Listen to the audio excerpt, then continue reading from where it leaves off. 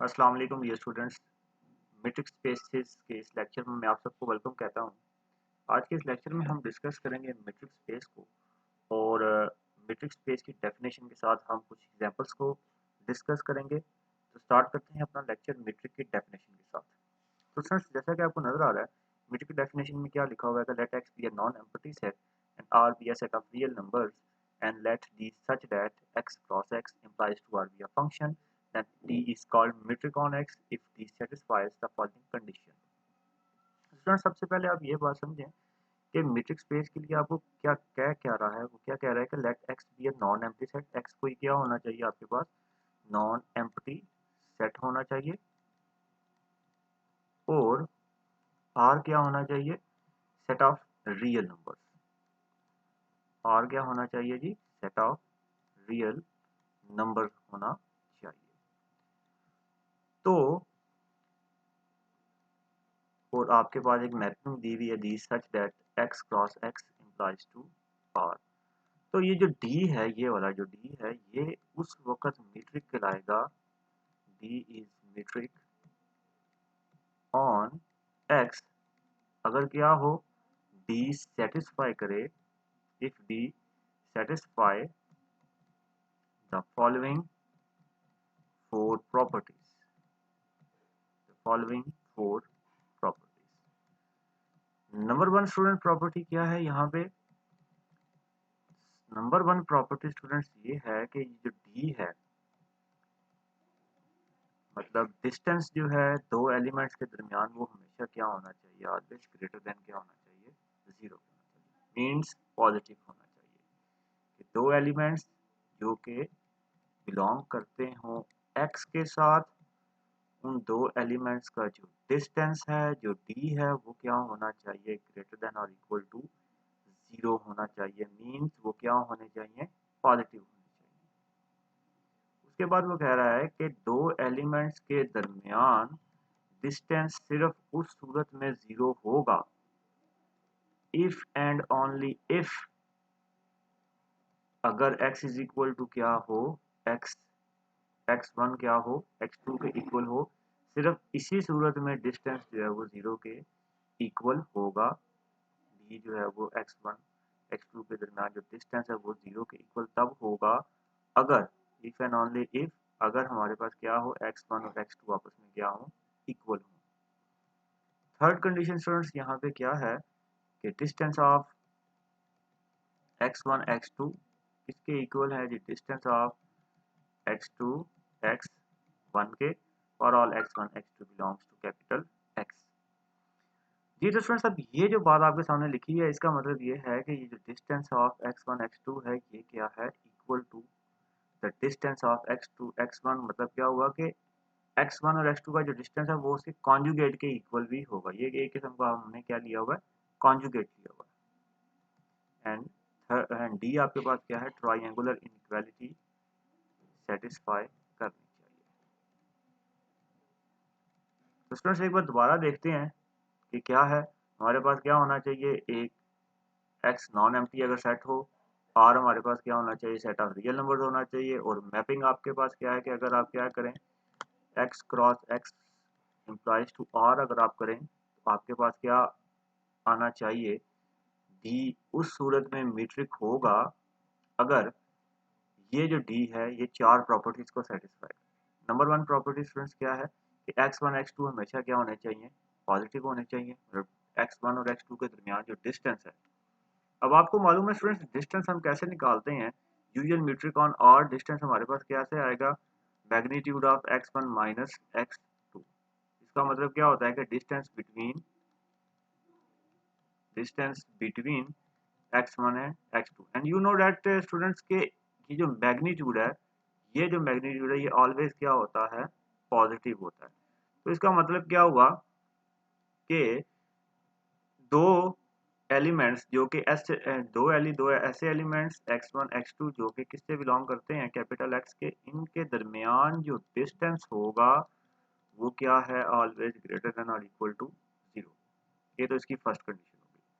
Second condition students वो क्या कह रहा है कि x1 और x2 के दरमियान डिस्टेंस उस वक्त 0 के इक्वल होगा if and only if x1 equal to x2, कि अगर x1 इक्वल टू x2 हो तभी डिस्टेंस जो है वो क्या होगा, 0 होगा, अदरवाइज वो 0 नहीं होगा, अदरवाइज वो ग्रेटर देन 0 होगा। थर्ड कंडीशन क्या है कि दो पॉइंट्स के दरमियान जो डिस्टेंस है, डिस्टेंस x1 x2, ये डिस्टेंस ऑफ x2 x1 के इक्वल, मतलब दो पॉइंट्स के दरमियान जो डिस्टेंस है और कॉन्जुगेट का जो डिस्टेंस है वो आपस में क्या होगा, इक्वल होगा। और फोर्थ वन आपने क्या करनी होगी, ट्राइंगुलर प्रूफ करनी होगी, जो कि ये आपके सामने लिखी हुई है, which is t of x1 x2 plus t of x2 x3 greater than or equal to d of x1। ये आपको मालूम है ना जी ट्राइंगुलर इनइक्वालिटी के बारे में, तो ये आपके सामने ट्राइंगुलर इनइक्वालिटी लिखी हुई है, d of x1 and x3। तो स्टूडेंट्स ये थी मीट्रिक स्पेस की डेफिनेशन के बारे में। अब चंद इंपॉर्टेंट बातें हैं जो कि जो हम एग्जांपल्स को जब हल करेंगे तो एग्जांपल्स को हल करने के दौरान हमें इस्तेमाल करनी पड़ेगी।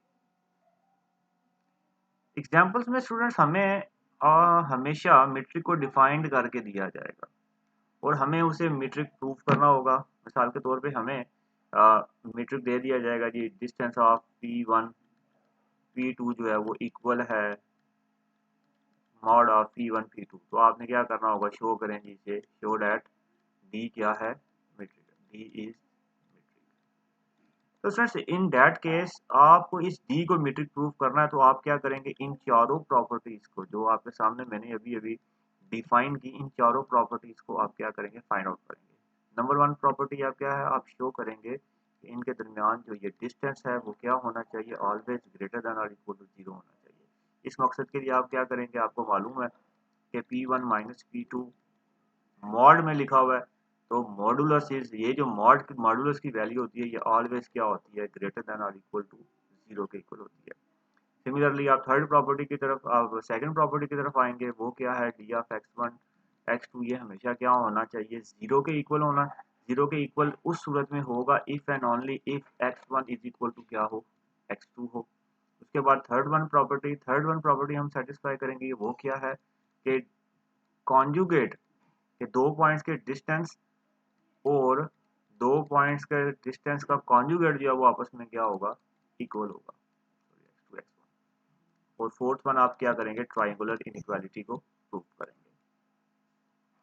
क्योंकि हमें काफ़ी इस तरह से क्वेश्चन अक्सर एग्जाम में पूछा जाता है, एक आपको मैपिंग डिफाइन करके दे दी जाती है और आपको कहा जाता है कि इसे मीट्रिक प्रूफ करें। तो जब आप मीट्रिक उसे प्रूफ करते हैं तो उसमें आपने इन चारों प्रॉपर्टीज को ही सेटिस्फाई करना है। वेरी सिंपल स्टूडेंट्स, अगर एक एग्जाम्पल आप अच्छे तरीके से समझ लेंगे तो दीगर एग्जाम्पल्स को समझने की ज़रूरत नहीं पड़ेगी, क्योंकि आपने सेम वही मेथडोलॉजी यूज़ करनी है जो कि आप एक फर्स्ट एग्जाम्पल में आप यूज़ करेंगे। इसके बाद आगे लिखा हुआ है यूजुअल मीट्रिक ऑन आर।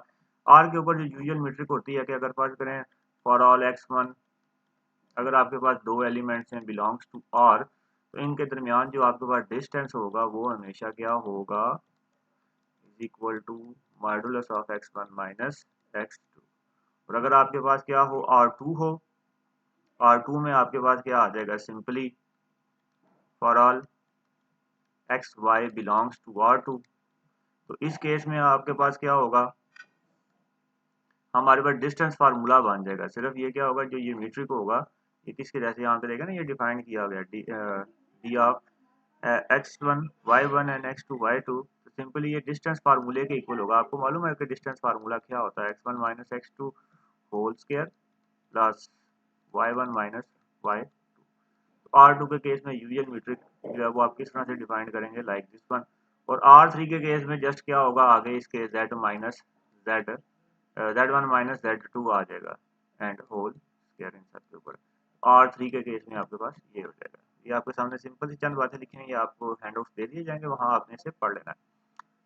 दोबारा से सुने, R के केस में क्या होगा, simply D of x1 x2 जो वो किसके इक्वल होगा, x1 mine modulus x1 x2 के इक्वल। और R2 के केस में क्या होगा, in case of R2 D of x1 y1 और x2 y2 इसके इक्वल होगा जी ये डिस्टेंस फार्मूले के इक्वल होगा। अब डिस्टेंस फार्मूला आपको पता वो क्या है, x1 minus x2 whole square plus y2 minus y1 whole. तो जी इसके इक्वल है ये, यहाँ पे स्केल लगा दें, ये भी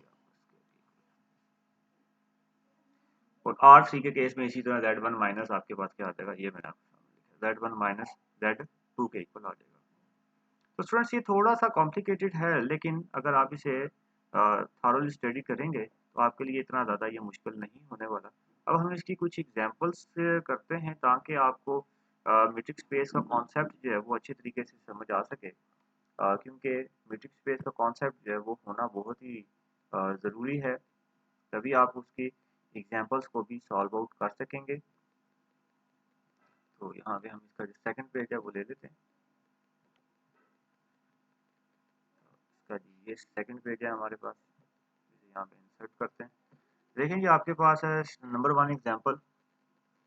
क्या कह रहा है कि एग्जांपल नंबर 1 में कि let X be the set of all the towns marked on a plane geographically maps and let dx1 and x2 be the length of the shortest route from town x1 to town x2, then show that d is matrix on x। आपने d is matrix on x बताना है। अब देखें यहाँ पे defined क्या किया है, x उसने क्या बता दिया, x उसने क्या बता दिया हमें, सेट ऑफ ऑल टाउन्स। ठीक है, हम यहाँ से कोई से टाउन ले लेंगे x1 और x2 बिलोंग्स टू x, और उसके बाद हमें वो क्या कह रहा है कि let d x1 x2 be the length of shortest distance, और ये क्या है जी x1 x2 क्या है यहाँ पे, लेंथ ऑफ शॉर्टेस्ट डिस्टेंस। हाँ जी, और उसने हमें क्या दिया, फ्रॉम टाउन में। तो आपने क्या बताना है कि ये जो d है ये क्या है, मीट्रिक है। तो फ्रेंड्स इसमें देखिए नंबर 1 कंडीशन तो वेरी सिंपल, आपको मालूम है डिस्टेंस की बात हो रही है तो डिस्टेंस का नेवर भी नेगेटिव, हमें ये मालूम है डिस्टेंस क्या होता है, कभी भी नेगेटिव नहीं होता। तो इसका मतलब है कि ये क्या आ जाएगा आपके पास, ग्रेटर देन और इक्वल टू 0 आपके पास आ जाएगा। सेकंड वन कंडीशन देखें, डिस्टेंस हो अगर x1 इक्वल टू x2 हो जाए तो डिस्टेंस हो आपके पास 0 आ जाएगा ना। देखें कैसे 0 आएगा आपके पास, अगर आप क्या करें इस x2 की जगह या इस x1 की जगह पे आप क्या पुट कर देंगे ना, x1 इक्वल टू x2 है तो x2 की जगह पे आपने x1 पुट किया तो डिस्टेंस आपके पास क्या आ गया, 0 आ गया। तो ये आपके पास इसकी सेकंड कंडीशन भी सेटिस्फाई हो गई कि अगर क्या हो x1 इक्वल टू x2 हो तो आपके पास क्या आ जाएगा, डिस्टेंस 0 आ जाएगा। इफ एंड ओनली इफ का केस था तो कन्वर्सली जो है आपके पास देखें क्या आ जाएगा, x1 minus modulus x1 minus x2 equal to आपके पास क्या है, 0 है। तो यहाँ से आपके पास क्या आ जाएगा, x1 minus x2 which is equal to 0 and which implies x1 equal to आपके पास क्या आ जाएगा, x2 आ जाएगा। This is your second condition. हम थर्ड कंडीशन अब इसकी देखते हैं। थर्ड कंडीशन में देखें स्टूडेंट्स आपके पास सिंपली क्या आ जाएगा, थर्ड कंडीशन में आपने बताना क्या होता है कि कॉन्जुगेट। तो आपको मालूम है कि डिस्टेंस ऑफ x1 x2 ये किसके इक्वल होता है कि length of short route, length of short route उसने ऊपर बता दिया कि length of short route, shorter route from x1 to x2 और x2 टू x1, ये भी क्या होने वाला है, सेम ही होने वाला है। क्योंकि शॉर्ट रूट का भी ऐसा तो नहीं हो सकता ना कि अगर आप भिम्बर से कोटला गए हो और कोटला से दोबारा भिम्बर आए हो तो यहाँ पे 14 किलोमीटर हो और यहाँ पे 15 किलोमीटर हो, तो ये तो नॉट पॉसिबल है ना। अगर आप भिम्बर से कोटला 14 किलोमीटर में गए तो कोटला से भिम्बर भी आप 14 किलोमीटर में ही वापस आएंगे। तो ये जी थर्ड प्रॉपर्टी ये थी। उसके बाद इसकी क्या जी ट्रायंगुलर प्रॉपर्टी को आपके सामने सेटिस्फाई किया गया। तो आई होप स्टूडेंट्स आपको एग्जांपल नंबर इस एग्जांपल के अच्छे तरीके से समझ आ गई होगी। इससे नेक्स्ट एग्जांपल की हम बात करते हैं। इससे नेक्स्ट एग्जांपल में वेरी सिंपल आपको इजीली डिफाइन कर दिया है। इससे क्या कह रहा है कि अगर x क्या हो, सेट ऑफ रियल नंबर हो, अगर x क्या हो सेट ऑफ रियल नंबर्स हो और आपको मैपिंग दी गई है d such that x cross x implies to r, और उसे डिफाइन किया गया है डिस्टेंस ऑफ x1 x2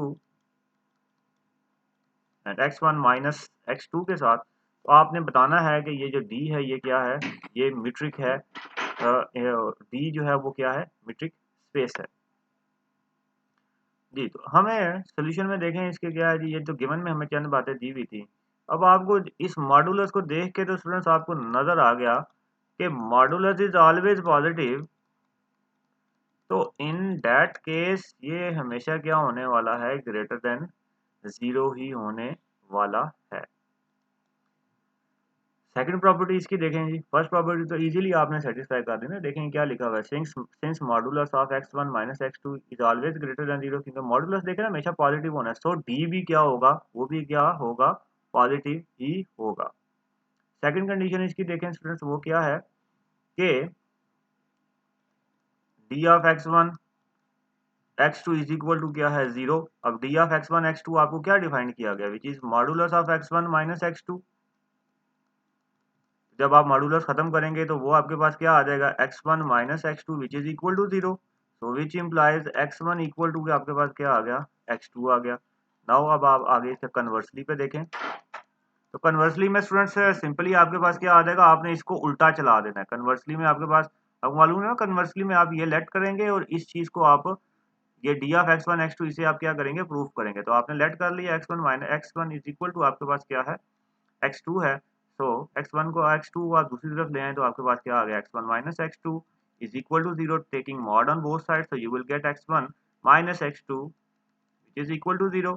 तो अगर मॉड ऑफ, तो आप इससे क्या लिखते हैं, ये आपके पास बेसिकली क्या लिखा हुआ है, डिस्टेंस लिखा हुआ है, डिस्टेंस की डेफिनेशन है ना ये आपके पास, तो विच इज इक्वल टू आपके पास क्या आ जाएगा, 0 if and only if x1 equal to x2। Very simply आपने इसकी प्रॉपर्टी नंबर 2 भी सेटिस्फाई कर दी।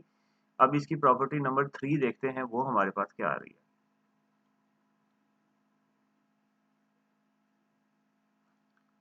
जी। प्रॉपर्टी नंबर सी देखें स्टूडेंट्स, सी प्रॉपर्टी में आपने सिंपली क्या करना होता है, प्रूफ करना होता है distance of x1 comma x2 which is equal to distance of x2 x1, means ये क्या है, वो कॉन्जुगेट के इक्वल आना चाहिए। तो आपके पास क्या है, गिवन में स्टूडेंट्स आपको दिया हुआ है distance of x1 comma x2 which is equal to x1 minus x2। तो स्टूडेंट्स अगर आप क्या करें, इनमें माइनस को आप कॉमन ले लें तो क्या आ जाएगा, x2 माइनस x1 आ जाएगा सिंपली। और आपको पता है कि मॉडुलस के केस में ये माइनस किस में चला जाता है, प्लस में चला जाता है, तो modulus of x2 minus x1। तो अगर आपके पास d ऑफ x1 x2 किसके इक्वल हो, x1 माइनस x2 के, तो modulus of x2 minus x1 ये किसके इक्वल हो जाएगा, डिस्टेंस x2 x1 के। तो आपने ये जी थर्ड कंडीशन भी सेटिस्फाई कर दी। अब फोर्थ कंडीशन स्टूडेंट्स देखें, तो फोर्थ कंडीशन में आपके पास गिवन में दिया हुआ है distance of x1 x2 is equal to x1 minus x2। तो just you have to add hereby, क्योंकि आपने ट्राइंगुलर प्रॉपर्टी यहाँ पे प्रूफ करनी है, आप x3 को खुद से ऐड भी करेंगे और x3 को माइनस भी आप करेंगे। अब ये आपके पास ट्राइंगुलर इनइक्वालिटी के लिए आप क्या करेंगे जी, इसे ब्रेक कर देंगे ग्रेटर देन और इक्वल टू में, तो आपके पास आ जाएगा x1 प्लस x3, सॉरी यहाँ पे मिस्टेक होगी, x1 माइनस x3, यहाँ पे मतलब x1 और x3 को एक साथ हमने कर दिया और x2 और फिर x1 माइनस x3 ये एक साथ आ गया and plus x3 minus x2 आपके पास आ गया। तो ग्रेटर देन और इक्वल टू ये आपके पास क्या आ गया, डिस्टेंस x1 कॉमा x3 और plus distance x3 x2। This is your fourth property for this example. तो आई होप स्टूडेंट्स आपको इन एग्जांपल्स की समझ आ गई होगी। तो स्टूडेंट्स इस मीट्रिक स्पेस के रिलेटेड टोटल 8 एग्जांपल्स हैं और इससे मजीद लेक्चर में हम जो इसके नेक्स्ट एग्जांपल्स हैं उन्हें डिस्कस करेंगे। आपने इसकी फर्स्ट 5 एग्जांपल्स को अंडरस्टैंड करना है और उन्हें आपने अच्छी तरीके से नोट भी कर लेना। अगर आपको उन एग्जांपल्स में किसी भी प्रॉब्लम का सामना करना पड़ेगा तो आपने मुझे ज़रूर बताना, ताकि फिर हम उन एग्जांपल्स के ऊपर भी एक वीडियो बना सकें। तो इसे नेक्स्ट लेक्चर में हम बात करेंगे। इससे ये आज आपको 2 एग्जांपल्स करवाएंगे, 3 एग्जांपल्स आपने खुद करनी है, मतलब 5 एग्जांपल्स आपकी हो जाएंगी। तो 5 एग्जांपल्स के बाद जो 6 एग्जांपल है, एग्जांपल नंबर 6 है, हम वहां से अपना कल का लेक्चर स्टार्ट करेंगे। तो आई होप स्टूडेंट्स आपको इस लेक्चर की समझ आई होगी। थोड़ा सा कॉम्प्लिकेटेड है, लेकिन अगर आप इस वीडियो को एक दो बार देखेंगे तो आपके लिए इसमें कोई भी मसला परेशानी नहीं होने वाला। इससे नेक्स्ट लेक्चर में हम बात करेंगे इसकी मजीद एग्जांपल्स के बारे में। तब तक के लिए अल्लाह हाफिज़ and have a nice day.